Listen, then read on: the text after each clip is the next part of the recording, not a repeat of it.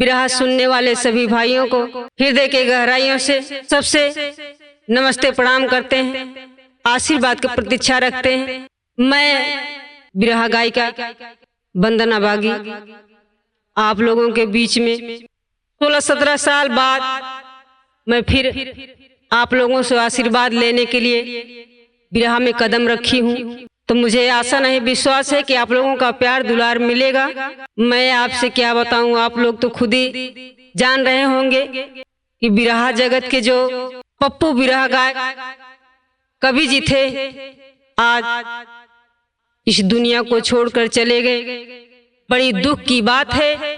उनकी कमी जब तक मैं जीऊंगी, जब तक दम में दम है, सांस में सांस है, तब तक उनकी कमी खलती रहेगी।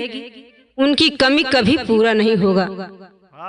लेकिन हम आप लोगों से चाहते हैं कि आप लोग मालिक से, ईश्वर से प्रार्थना करेंगे, विनती करेंगे, आशीर्वाद मालिक से मांगेंगे, मालिक से विनती करेंगे कि हे प्रभु उस मृतक आत्मा को जहां भी है उनकी आत्मा को शांति मिले। मजबूरी ऐसी आ पड़ी कि आज फिर मैं आप लोगों के बीच में आई हूँ।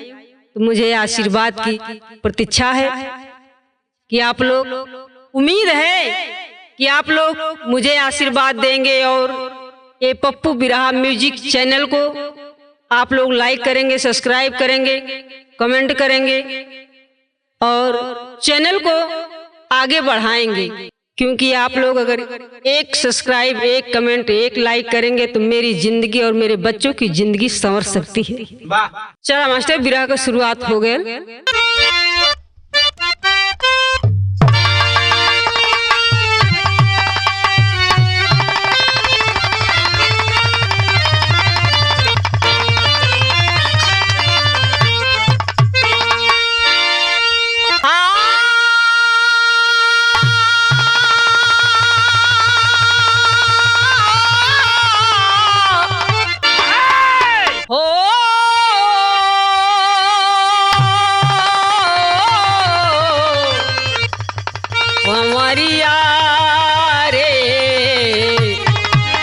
भोले बाबा जोगिया हो राम।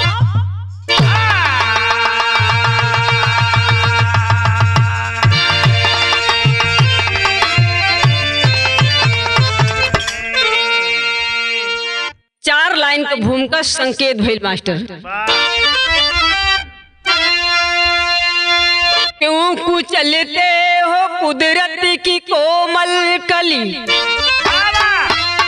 लूट भाई का हक सुख न पाएगा भाई। खुशनुमा जिंदगी में खलल डालकर पथ भटक जाए मंजिल न पाएगा भाई। गुलशन हरित चाहता बाग माली, नजर एक भाई पे डालेगा भाई। खिड़ा दृष्टि से व्योम में शशि भानु निरके, कलुषित कलहौर में पालेगा भाई।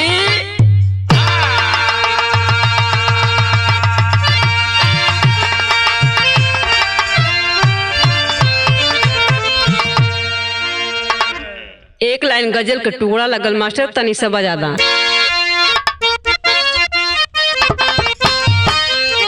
कुदरत ने सनम तुमको, कुदरत ने सनम तुमको क्या शौक अदा दी है। कुदरत ने सनम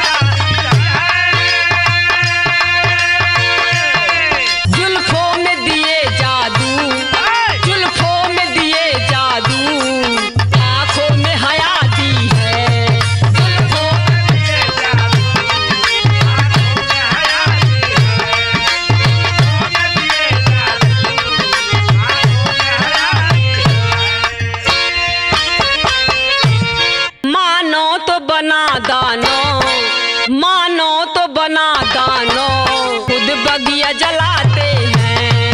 मानो तो बना दानो,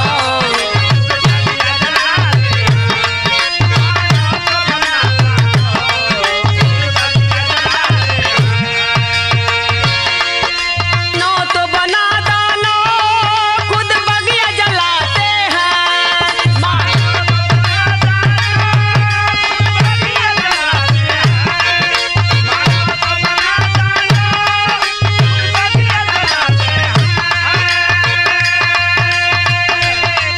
जब होती धर्म हानि, जब होती धर्म हानि, तब तब हरियाते हैं। जब होती धर्म हानि,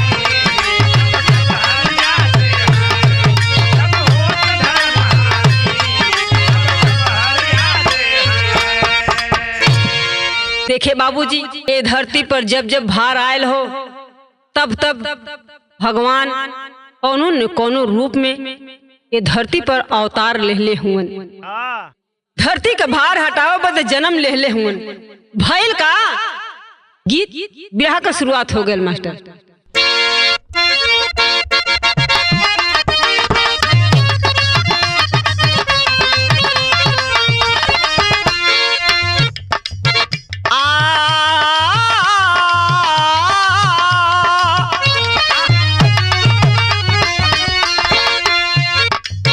बिहार में जिला मुंगेर की कहानी है, बिहार में जिला मुंगेर की कहानी है।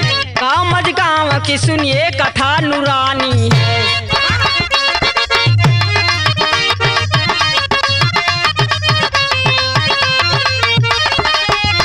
गाँव मज गाँव सभ्य यादवों की बस्ती है, गाँव मज गाँव सभ्य यादवों की बस्ती है। दूर दराज में वह गाँव रखत हस्ती है।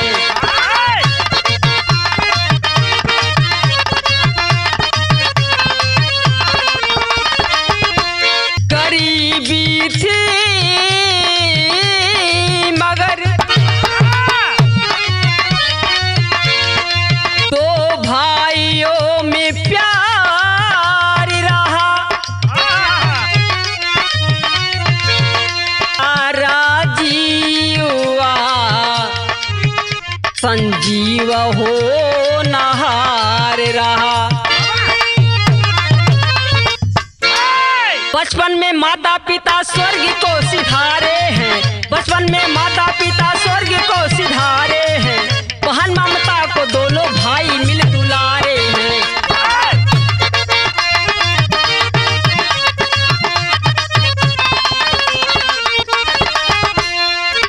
बड़ा राजीव छोटे भाई को पढ़ाया है, बड़ा राजीव छोटे भाई को पढ़ाया है। इंटर पास किया, दिल में दुख समाया है।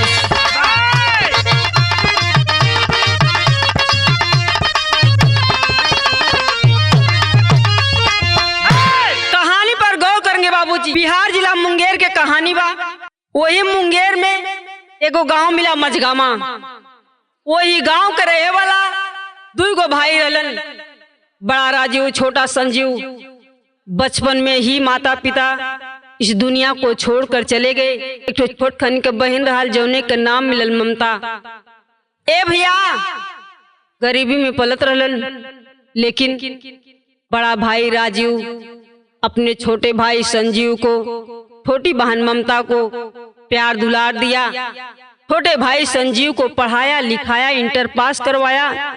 एक दिन सामर्थ्य ना होने के कारण अपने छोटके भाई से कहलन कि ए भैया संजीव, तू अगर कौनो शहर कमाए चल जाता तो घर के खेती बाड़ी हम संभाल ले। बड़के भैया का बात सुन के छोटा भाई कैलन का गीत लाइन लग गई मास्टर।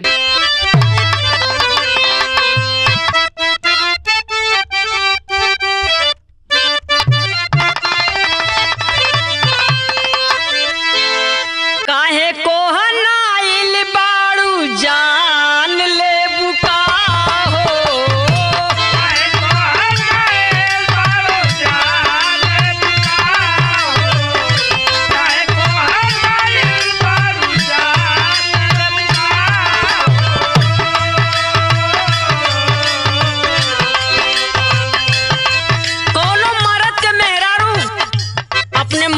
घुसिया गल है। वही समय उ मेहरुआ का मर्दा कहले बा मनावत हो कहा थे कैसे काहे को हनाइल बारू जान ले बुका हो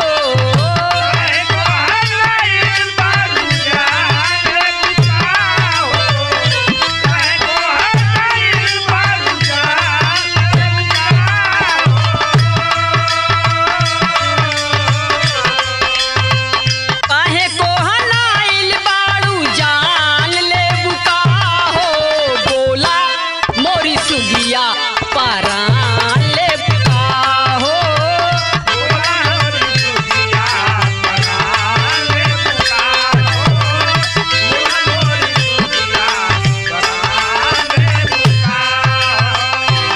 ए भैया छोटका भाई बड़का भैया अपने छोटके भाई के समझावत हुन कहत हुन का कहत हुन क्या बात है क्या बात है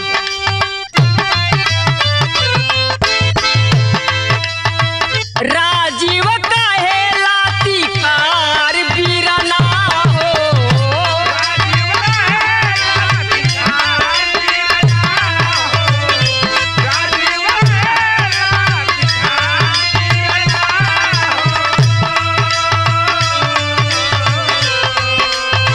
राजीव काहे लाती खार बीरना हो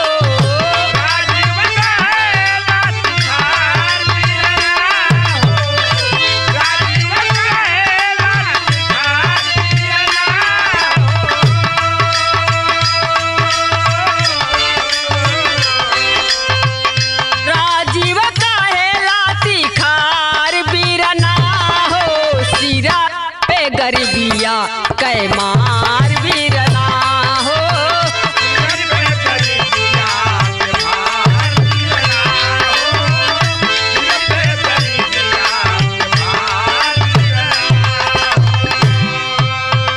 जइबा कमाए भैया कावा न सहारिया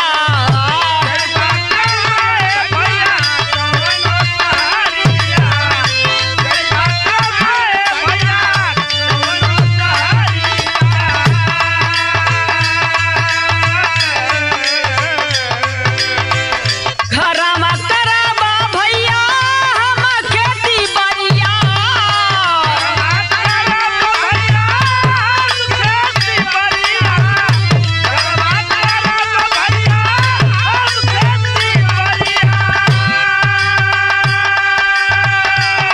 अखिया में असुअन के धार बीरना हो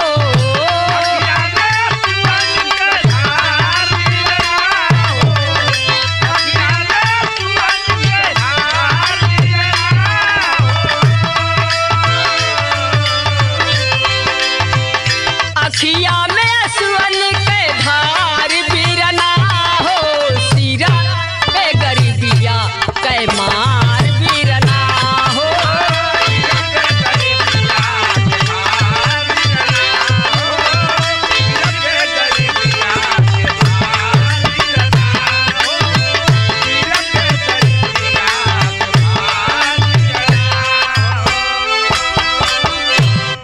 बात समझ ले बाबूजी बड़का भैया छोटके भाई से जब कहलन भैया तू कोनो शहर कमाए चल जा रुपया पैसा भेजबा घरे के खेती बाड़ी हर चीज हम संभाल ले छोटा भाई संजू अपने बड़के भैया का बात सुन के कागज पत्रा अपने हाथ में उठाया आंख में आंसू लेकर के चल दिया जवान पटना शहर की तरफ। ए बाबू पटना शहर में पहुंचल बा और जब पटना शहर में पहुंचल वहां भीड़ लगल रहल।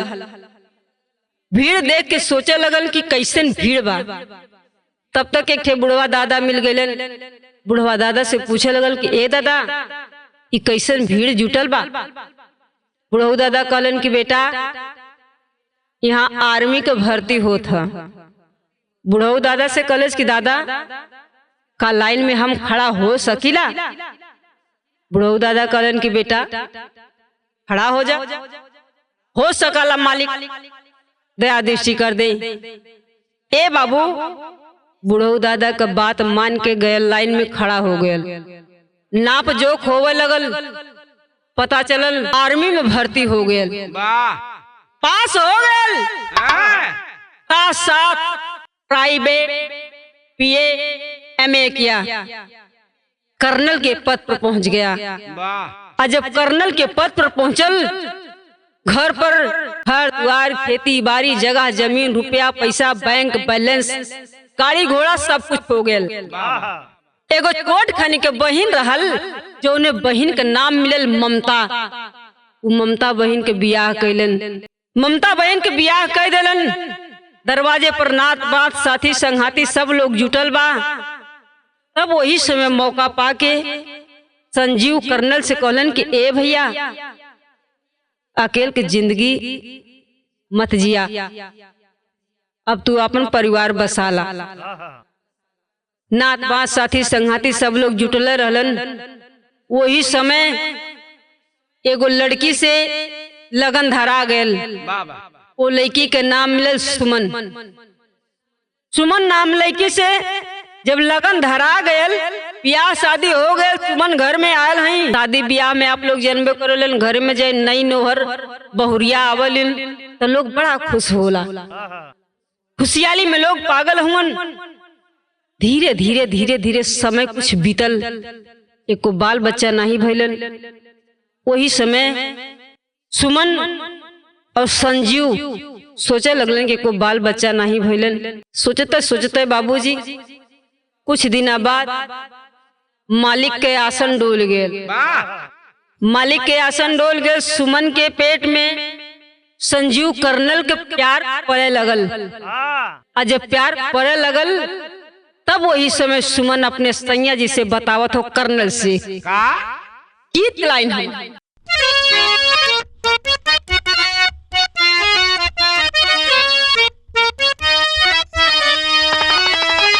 क्या बात है? पहले समझाना तू हमारे प्यार के बलम हो, खेल समझाना तू हमारे प्यार के बलम हो। तू है घायल करब अखिया मार के बलम, तू है घायल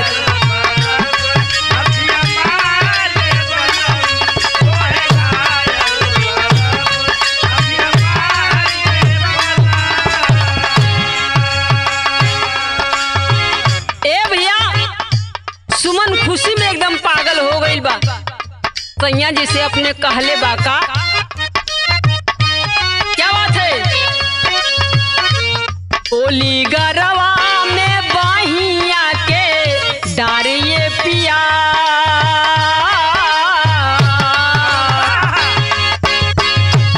ओली गरवा में बाहिया के डारिये पिया हो। पल पेटावा में तोहरा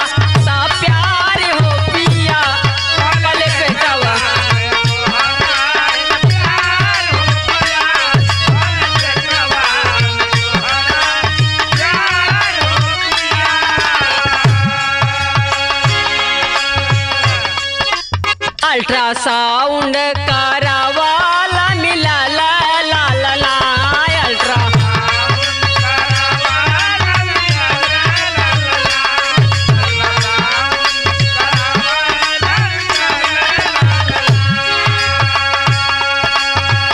मन में संजीवा के बाबा जल बाजना, मन में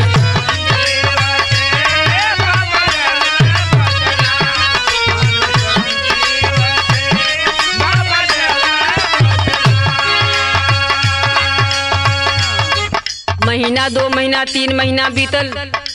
अस्पताल में ले गईलन। संजीव कर्नल सुमन के अल्ट्रासाउंड करौलन। जब अल्ट्रासाउंड करौलन तो अल्ट्रासाउंड से पता चला सुमन के पेट में लड़का है। ए बाबू, जब लड़का का बात सुनलन, खुशी में एकदम पागल हो गईलन। बतिया के समझ ले बाबूजी। 2 महीना 3 महीना 4 महीना बीतल। संजीव कर्नल सुमन को अपनी पत्नी को ले जाकर के अस्पताल में अल्ट्रासाउंड करवाते हैं। अल्ट्रासाउंड से पता चला सुमन के पेट में लड़का है। अरे बाप रे बाप, उन्हीं समय दोनों परानी लड़का का बात सुनलन, खुशी में एकदम पागल हो गईलन। घरे आल हुन, भैया भाभी से अपने कहा सुमन का क्या बात है।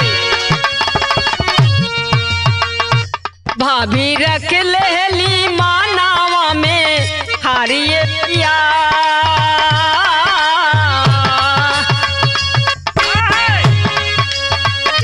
भाभी रख लेली मानावा में हारिए पिया हो, पल पेटावा में तोहरा ता प्यार हो पिया, पल पेटावा।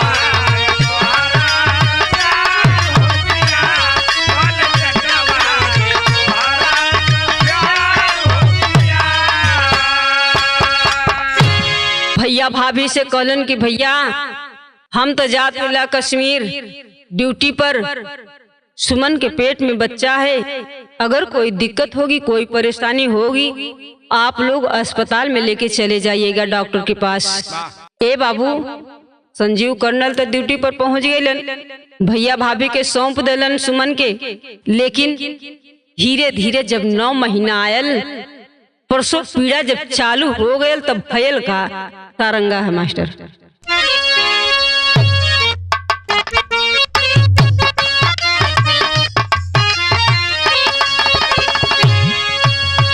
नौ माह पूरा भइल, उठल दर्दिया हो, उठल दर्दिया हो गईली सुमना लाचार जी। बात के समय ले बाबूजी 9 महीना बीतल बा, प्रसव पीड़ा चालू हो गयल, दर्द से व्याकुल है। डॉक्टर साहब के पास भैया भाभी लेके पहुंचल हुन। जब लेके पहुंचलन भइल का,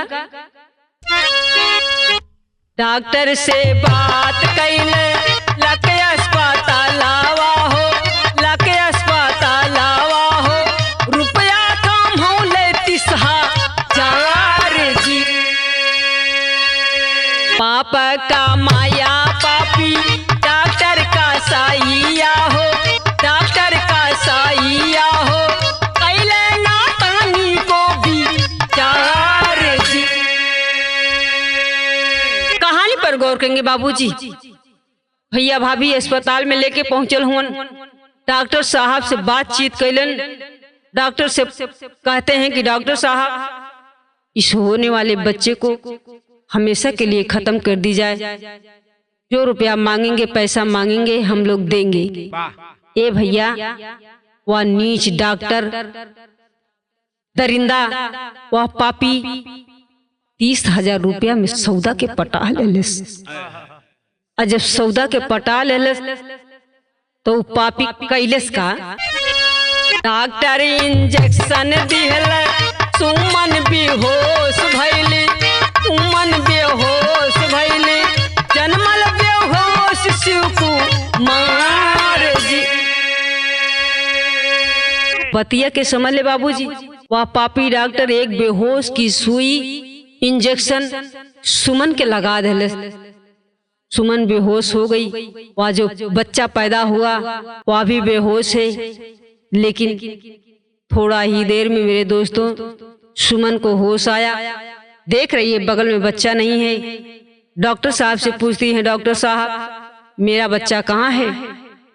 डॉक्टर ने चिल्ला करके आवाज देता है, वाह लड़का नहीं था, लड़की थी, वो भी मरी हुई थी, उसे हम लोग जंगल में फेंक दिए। कहती है नहीं डॉक्टर साहब, वो लड़की नहीं थी, लड़का था। मेरा लड़का कहाँ है, ले आओ, नहीं तो मेरे पति जी कर्नल हैं, मैं अभी फोन करके बुलाऊंगी। ए भैया, फोन पे सुमन ने सैया जी से बात करत था, कहा था मास्टर, गीत लाइन बदल गई मास्टर।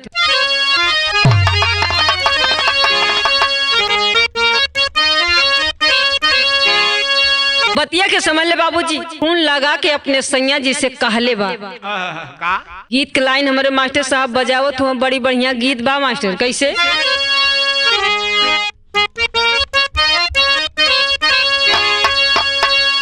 क्या बात है? पिया परदेश गाए तार लागे चोटिया में,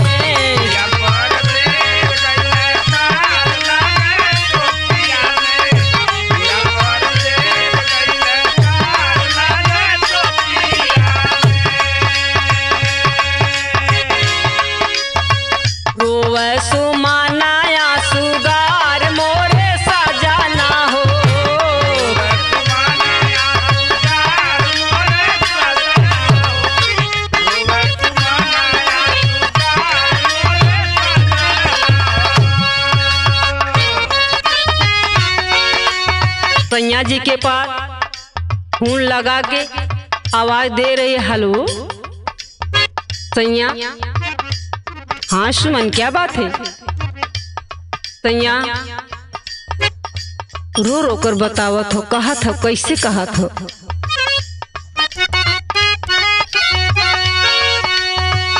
बगिया के देहलन उजार मोरे सजना हो, उजार मोरे रोवे सुमानाया तुगार मोर सजना हो,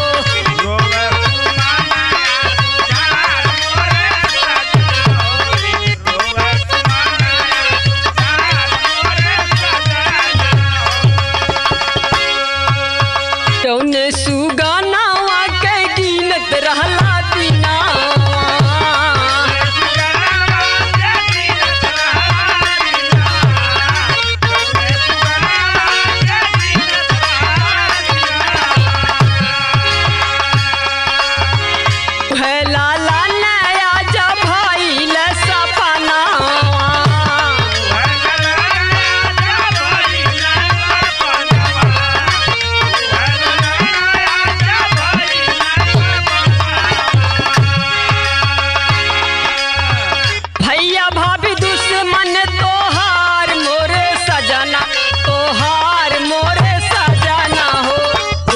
सुमानाया तुगार मोरे सजना हो,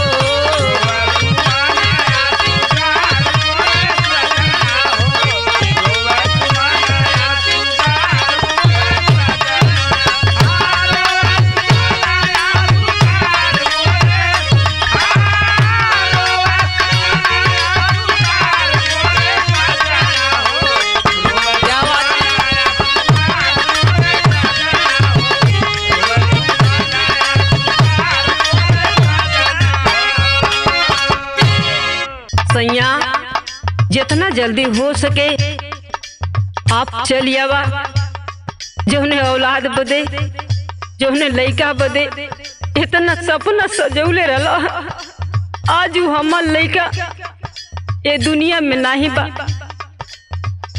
जोने लइका के लेके हम दर्द पीड़ा सहली, आज हमार लइका ये दुनिया में नहीं बा। सैया ए सैया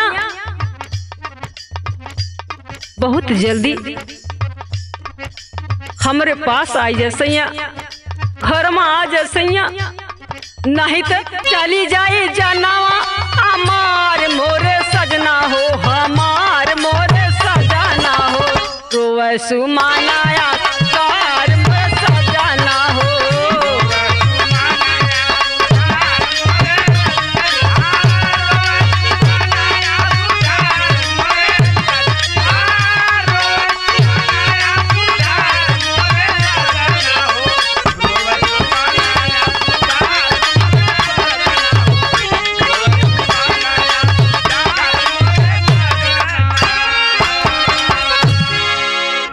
तेरी का भाव लगल मास्टर।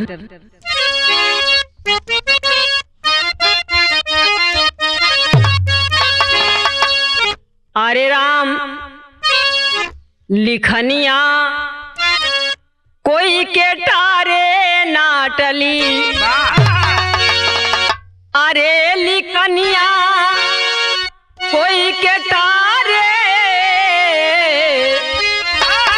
हो, लिखनिया कोई के टारे ना अरे आशा बनल निराशा गम में ढली बदनिया लिखनिया कोई के तारे नाटक।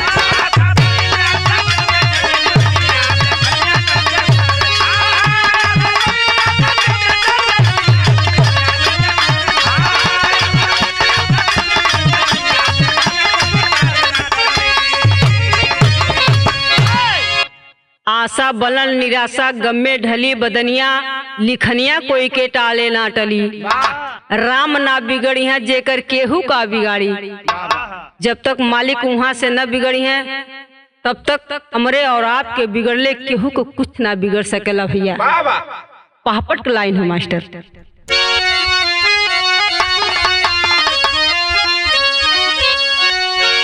अरे खबर पाई के तुरत किया अरे पाया न बानौर लागल बा के खबर पाई के तुरत किया हर पाया न बानौर लागल बा। अब क्रोध में जाके पहुंचा तुरंत मकान बानौर लागल बा।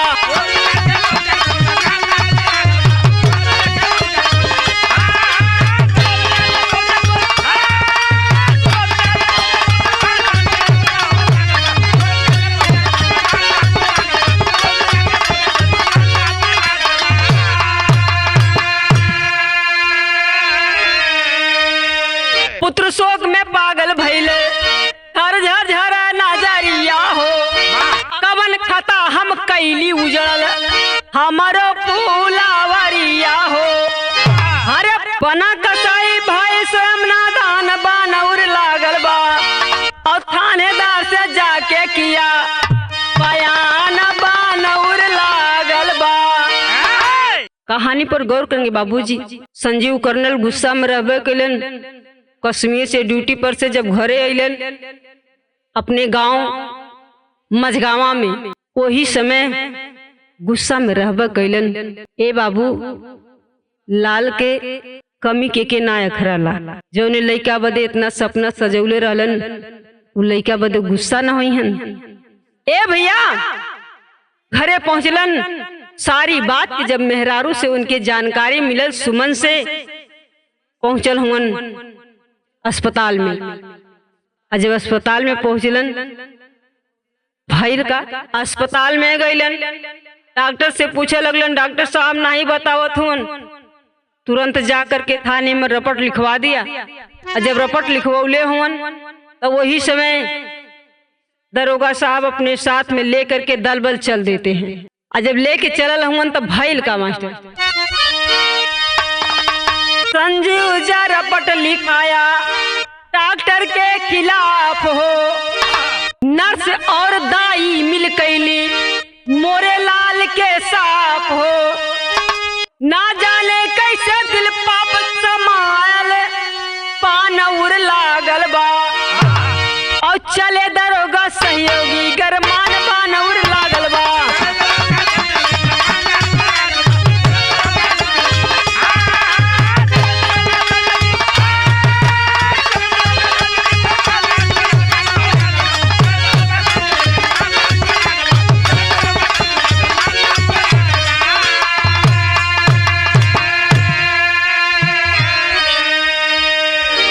बात के समझ ले बाबूजी। संजीव कर्नल भैया भाभी नर्स दाई डॉक्टर पांचों लोगों को खिलाफ रपट लिखवा दिए। पांचों लोगों के खिलाफ रपट लिखवा दिए। और जब रपट लिखौलन तो वो समय दरोगा साहब हॉस्पिटल में पहुंचल हुन। डॉक्टर से पूछते हैं संजीव कर्नल का बच्चा कहाँ है ले आओ। बतावे नहीं चाहत हुन बाबूजी डॉक्टर। लेकिन आप लोग जानलन मार के आगे भूत भागाला। जौनी समय दरोगा साहब के लाठी चले लगल वो डॉक्टर के ऊपर तब डॉक्टर सारी बात के बतावे लगल। का बतौलन अलहक भाव मास्टर।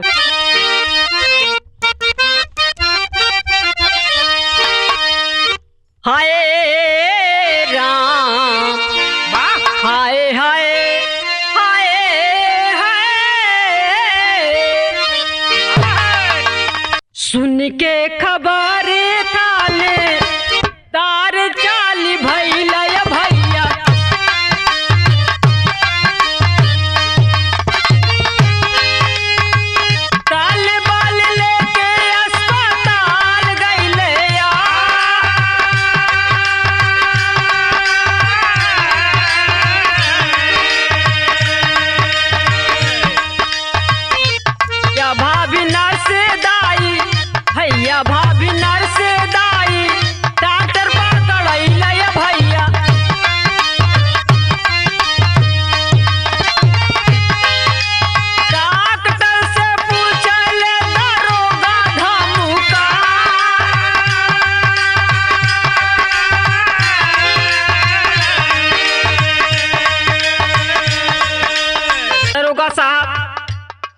डॉक्टर साहब से पूछते हैं संजीव कर्नल का बच्चा कहाँ है, ले आओ। डॉक्टर साहब बतावे नहीं चाहत हन, लेकिन जौनी समय दरोगा साहब टाइट भइलन, लाठी बरसावे लगलन, वही समय आप लोग जानलन कि मार के आगे भूत भागाला। डॉक्टर साहब सारी बात को बताते हैं कि सर मारिए मत मुझे साहब, संजीव कर्नल का बच्चा हम लोग फेंकवा दिए। दरोगा साहब कहते हैं, पूछते हैं कहाँ, चलो मेरे साथ बताओ वह बच्चा कहाँ है। साथ में चल दिए। सदर में भाव है मास्टर।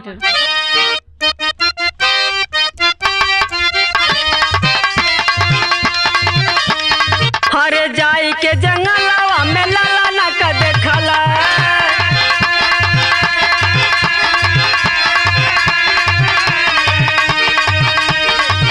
अरे चार कुत्ता अगल बगल रहे मेरा रा,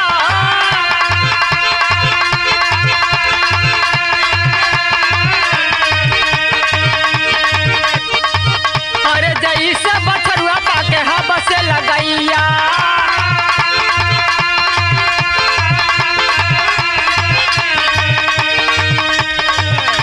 से सुमना लहली लाल के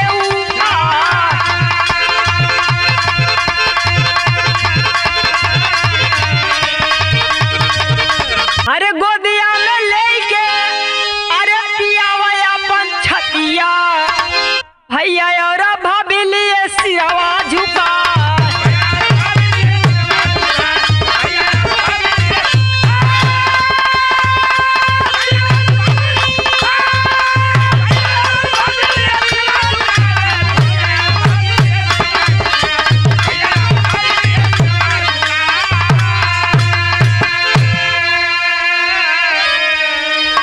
कहानी पर गौर करेंगे बाबूजी, ध्यान देंगे। देखें दरोगा साहब, भैया भाभी, नर्स, दाई, डॉक्टर, साथ में संजीव कर्नल और सुमन जंगल में जहां वो डॉक्टर बच्चा को फेंकवाया था वहां पहुंचते हैं। तो उस समय डॉक्टर बताता है साहब वो जहां चारों कुकुरे घेरले हुन वही बच्चवा बा। ए भैया जंगलवा में जब पहुंचलन देखत हुन चार कुत्ता उ लड़कवा का अरिया बगलिया घेरले हुन। दरोगा साहब सोच गए कि बच्चा जीवित नहीं बा, लेकिन हिम्मत करके उस बच्चे के पास पहुंचते हैं। देखते हैं बच्चा एकदम जीवित है, सुरक्षित है। सुरक्षित काहे बदे रहल? ए भैया आप लोग देखले हुन और देखत हुन कि कुत्ता जब हांफलन तो उनके मुंह से हमेशा लार छुआला। वही कुत्तवन का लरिया उ लड़कवा के मुहवा में, लड़कवा के मुहवा हमेशा चाटत रहलन। और कुत्तवन का लरिया उ लड़कवा के मुहा में हमेशा प्रवेश करत गए, खुराकी मिलत गए।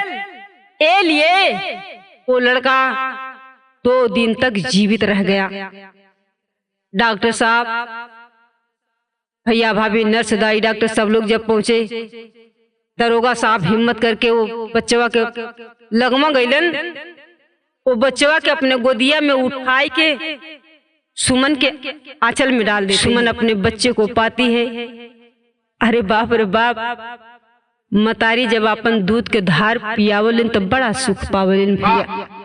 काहे से कि 9 महीना उनके अपने पेट में लेके, गर्भ में लेके दर्द पीड़ा सही के तब न पैदा करलिन हो भैया। ए बाबू बड़ा खुश भइलन, घरे आयल हुन। और जब घरे आइलन तब भइल का आखिरी लाइन है मास्टर। बरसनात हित नाजरिया अरे रोवले नागारी, गईल जेल की कोठरिया रोवल नागरी।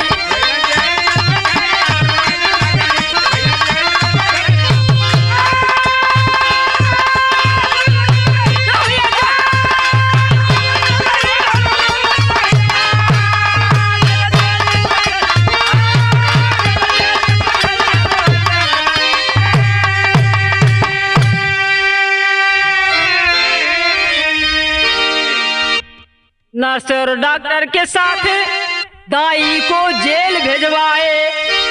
हत्या और अपहरण का अरे मुकदमा कायम करवाए। इस जेल में चकरिया रोवेले नगरी। छोड़ चला घर देश का प्रहरी संग में बच्चा नार। अरे बसा लिया कश्मीर में जाके अरे अपना घर संसार।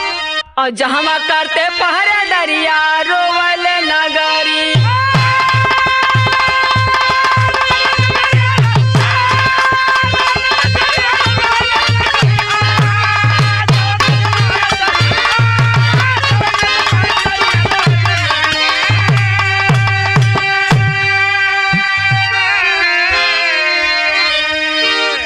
बतिया के समझ ले बाबूजी, नर्स दाई डॉक्टर इन लोगों के खिलाफ जब रपट लिखोले थाने में दरोगा साहब ले जाके बंद कर देलन। और संजीव कर्नल अपने भैया से कहलन कि भैया हम कौन ऐसन गलती कैले रहली, हम तुमके का ना देली, छोटा रहली लेकिन आपके बड़ा भाई का फर्ज हम निभौली। आप हमारे साथ बड़ा होई के का कैला, हमार ते पूरा जीवन ही खत्म कर देले रहला तू। लेकिन हमार नसीब रहल कि हमार मरल बच्चा हमके मिल गेल। तो ए भैया हमके रुपया पैसा घर द्वार खेती बाड़ी जगह जमीन कुछ ना चाहिए, तू सब कुछ ले ला। भाई हमार बच्चा जीवित बा तो हमके सब कुछ मिल गेल। अपन बच्चा अपन मेहरारू लेके कश्मीर में जहाँ ड्यूटी करत रहलन वो ड्यूटी पर पहुंच गए। अपन जाए के वहीं कश्मीर में घर बसा लेलन, बाकी सब कुछ छोड़ देलन। बिरहा हमार आखिरी हो गए। संत 17 मधार नटखजी सुरख सिधारे। तिनकर याद की गुर भक्ति अरे दया कभी समारे हो।